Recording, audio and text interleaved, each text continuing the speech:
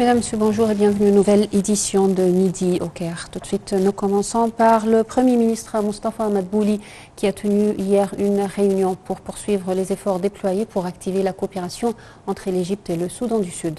Cette réunion a eu lieu en présence des responsables d'un nombre de ministères et d'autorités concernés dans les deux pays. Lors de la réunion, M. Madbouli a souligné que l'Égypte tient à renforcer la coopération avec le Soudan du Sud tout en mettant en œuvre des projets de coopération conjointe. De son côté, le ministre des Affaires étrangères Sameh Choukri a affirmé que l'Égypte tient à renforcer ses relations avec le Soudan du Sud et que le gouvernement égyptien y met en œuvre de projets de développement en plus des subventions et des aides fournies par l'agence égyptienne pour le partenariat pour le développement au Soudan du Sud.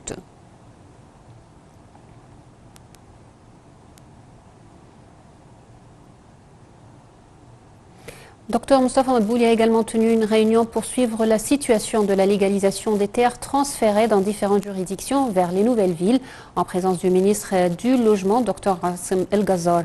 Ce dernier a examiné un rapport sur le travail le plus important de l'unité centrale, créé dans le but de définir des politiques et des contrôles pour le traitement des dossiers et des contrats émis par les agences de l'État. Les détails dans ce compte rendu.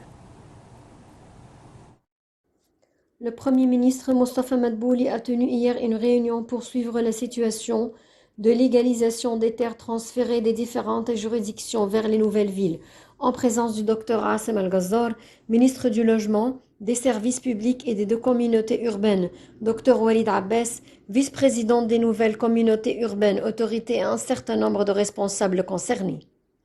Au début de la réunion, le ministre du Logement a examiné un rapport sur le travail le plus important de l'unité centrale, créé dans le but de définir des politiques et des contrôles pour le traitement des dossiers et des contrats émis par les agences de l'État, qui concernent un certain nombre de terres qui ont été ajoutées à un certain nombre de nouvelles villes.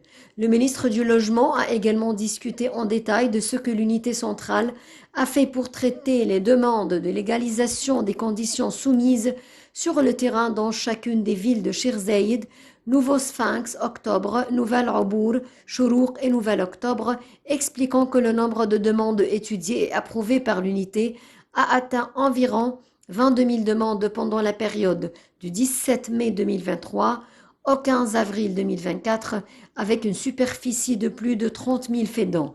Dr Walid Abbas, vice-président de l'autorité des nouvelles communautés urbaines, a noté les efforts déployés en coopération et en coordination avec les autorités concernées pour suivre les changements spatiaux en cours dans les différentes zones ajoutées aux nouvelles villes, dans le but de les traiter rapidement et éliminer tout empiètement de construction sur ces terrains.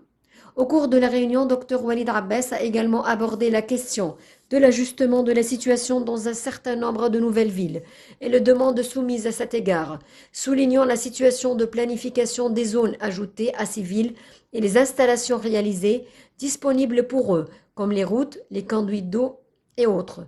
Dr Walid Abbas a aussi souligné les mesures prises pour atténuer les demandes d'ajustement de statut qui ont été approuvées en organisant une loterie publique pour distribuer des terres dans diverses nouvelles villes.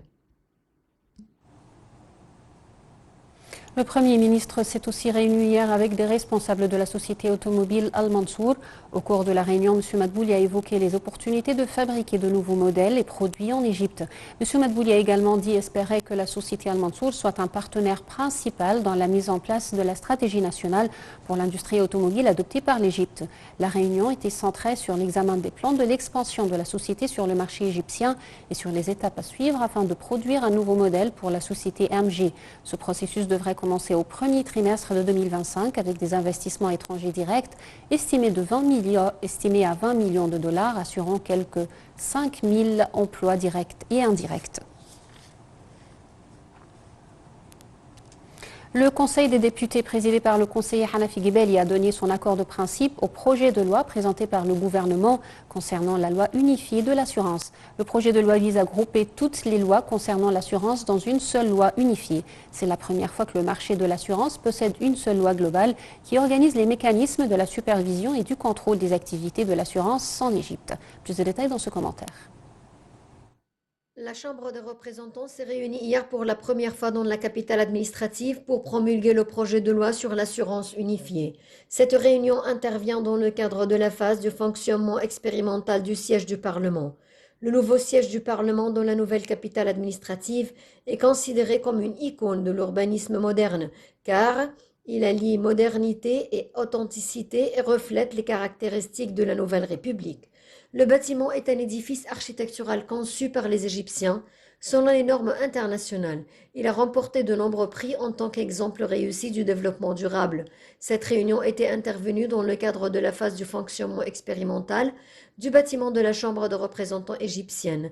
Les travaux sur ce projet géant, construit sur une superficie de 26 feddans équivalente à 109 000 m², ont commencé en 2017 et ont été achevés en 2 ans. Le bâtiment a remporté le prix du Parlement arabe comme le meilleur projet arabe de développement durable pour l'année 2021.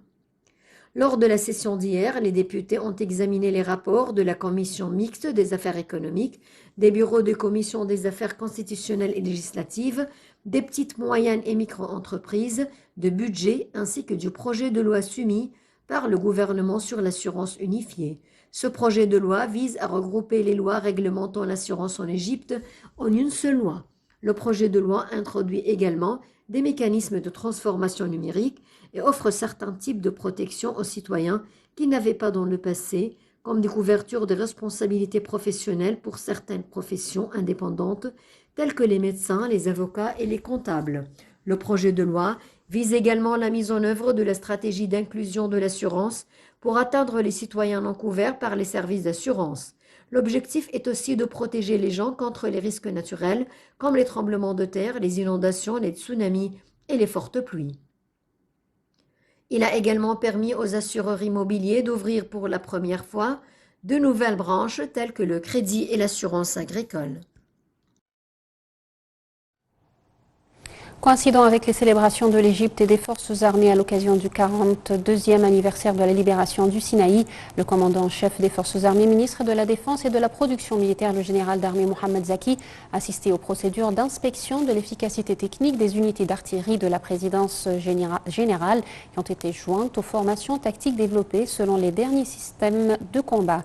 Ceci a eu lieu en présence du chef d'état-major des forces armées, Oussama Askar, des commandants des forces armées des principales branches et un certain nombre de commandants suprêmes des forces armées. Les procédures ont commencé par la présentation de rapports sur l'efficacité au combat des unités et le développement dont elles ont été témoins pour soutenir leur capacité à mener à bien toutes les missions de combat dans diverses circonstances. Le commandant-chef des forces armées a passé en revue les forces alignées et a vérifié le niveau de compétences techniques et de combat de tous les éléments.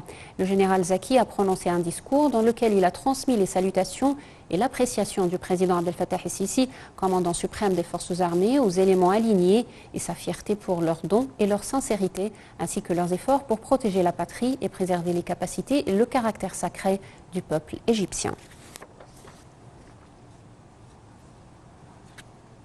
Le ministre des Affaires étrangères Sameh Shoukry a jugé impératif de mettre fin aux attaques israéliennes contre les civils à Gaza et d'assurer un acheminement sûr et continu des aides humanitaires à la bande de Gaza pour alléger les souffrances des Palestiniens. Le chef de la diplomatie s'exprimait lors de sa rencontre avec la rapporteure spéciale chargée de la situation des droits de l'homme dans les territoires occupés au siège du ministère des Affaires étrangères dans la nouvelle capitale administrative. Au cours de la rencontre, M. Shoukry a souligné la nécessité de mettre terme à la violence croissante des colons sous la protection des forces israéliennes en Cisjordanie.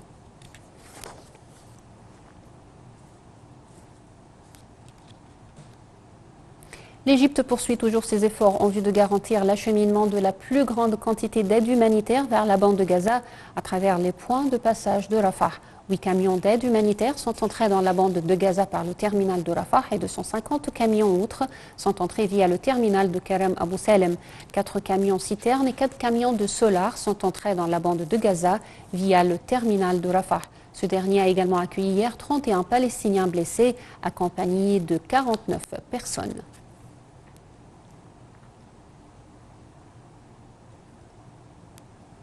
La ministre de la Coopération internationale et le gouverneur de l'Égypte auprès du groupe mondial, Dr Rania El-Machot, a participé au lancement de la plateforme de financement conjoint entre 10 banques multilatérales de développement. Il s'agit d'une nouvelle plateforme de financement conjoint pour diriger les fonds supplémentaires et des capitaux afin d'élargir la portée et l'impact du développement et faire progresser les efforts de financement mondial, ainsi que de mobiliser d'énormes fonds pour des projets de développement dans le monde entier. Lors de son intervention, la ministre a souligné l'importance du financement conjoint contre les partenaires au développement pour aider à mettre en œuvre de grands projets qui nécessitent des montants de financement importants ainsi que la mobilisation de fonds pour les pays en développement et émergents. Elle a noté que cela nécessite à la fois la disponibilité de vision et de stratégies claires de la part des pays sur les projets qui pourraient être financés. L'Égypte attache un grand intérêt à la préservation de son histoire et de son patrimoine culturel. C'est dans ce cadre que des missions du ministre des Affaires étrangères déploient des efforts assidus pour récupérer les antiquités égyptiennes perdues à cause du commerce illicite et du délit transnational. Ainsi, grâce aux efforts égyptiens inlassables, le ministère des Affaires étrangères, par l'intermédiaire de son ambassade à Berne et en coopération avec le ministère du Tourisme et des Antiquités, a réussi à récupérer une pièce unique appartenant à l'ancienne civilisation égyptienne datant de 3400 ans. Et avec cette nouvelle, mesdames et messieurs, nous parvenons au terme de cette édition. Merci pour votre attention et bonne journée.